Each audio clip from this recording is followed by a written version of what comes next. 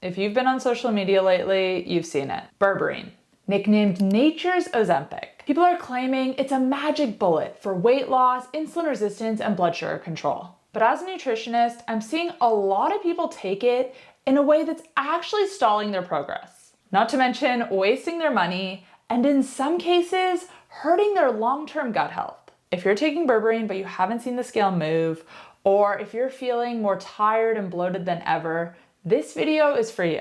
Today I'm breaking down 3 specific reasons I do not recommend Berberine for everyone, and 1 clinical grade protocol you should be following if you want the metabolic results without the side effects.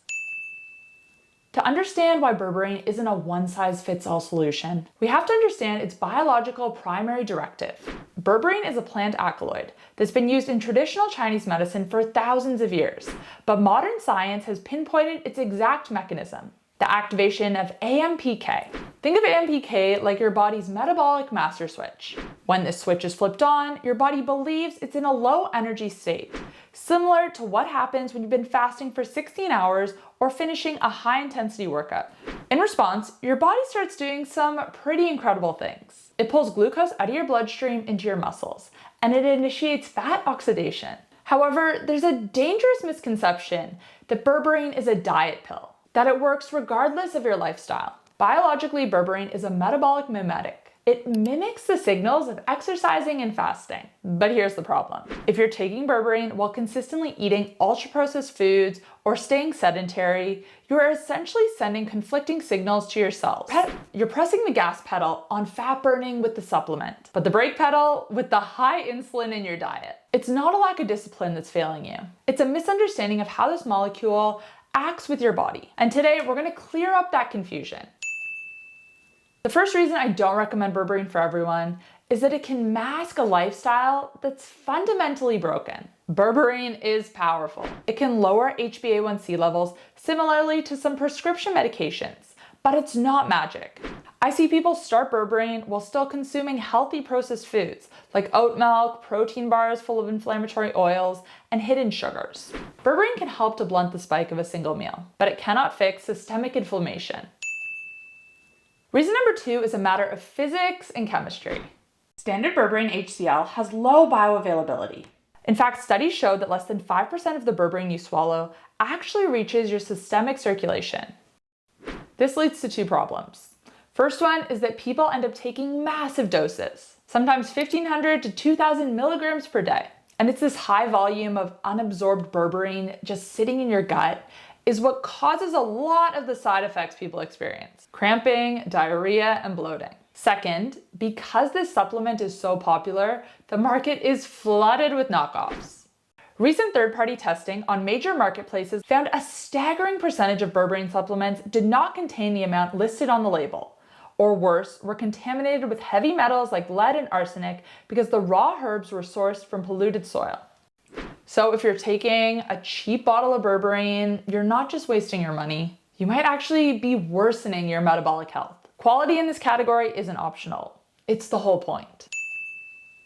The third point is critical for athletes and those focused on longevity. If you're already metabolically healthy and your primary goal is building muscle or peak athletic performance, Berberine might actually be working against you. Remember that AMPK master switch we talked about earlier? When AMPK is high, it naturally inhibits another pathway called mTOR. mTOR is the growth and repair pathway. You need mTOR to be active in order to build muscle and recover from heavy lifting. If you're someone in a heavy muscle building phase, taking a potent AMPK activator like Berberine right before or after your workout can blunt the muscle building signal.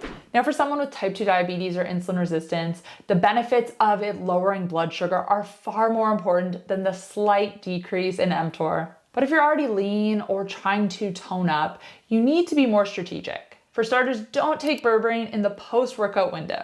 You want to pulse these signals. Use Berberine to manage glucose during your largest meal, but allow mTOR to do its job during your recovery.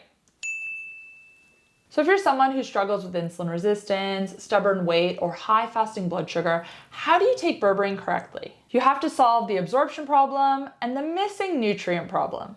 And that's why I've shifted my clients over to Nutobe. This combines berberine and CoQ10. Nutobe uses Phytosome technology, which improves bioavailability.